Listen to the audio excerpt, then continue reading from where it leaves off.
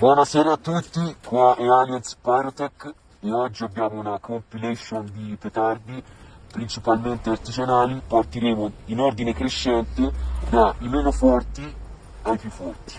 Partiamo con un mini thunder della Chiarappa, questo non artigianale, da 1 grammo con una bella spugetta. Poi passiamo a questo nominato mini 3 grammi, poi abbiamo questo nominato nero 5 grammi. Poi abbiamo questo fatto con l'ovino della Kinder 7, poi abbiamo questo nominato Titan da 10 o 11 grammi, non so di preciso, poi abbiamo questa bella cipolla da 30 grammi e infine Lucifer 70, che come possiamo vedere dal nome 70 grammi, capire. Era andato indietro,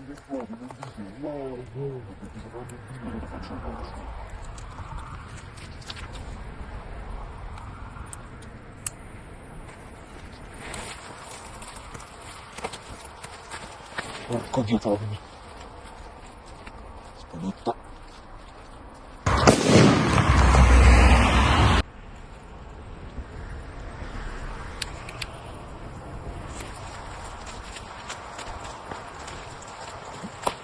No, che cazzo. 5 grammi.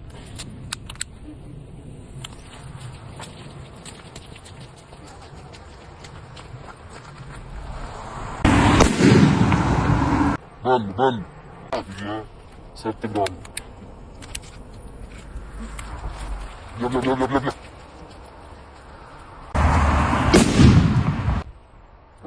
Bello, bello, bello. E zitti, zitti, zitti. Dai, palle.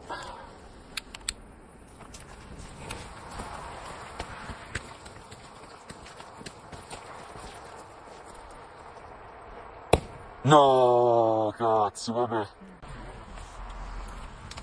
Cipolla 30 grammi, speriamo.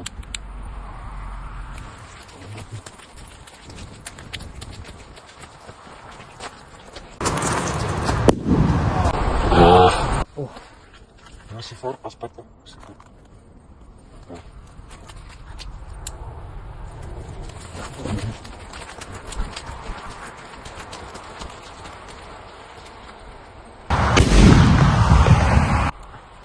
Bello, bello, bello. Wow.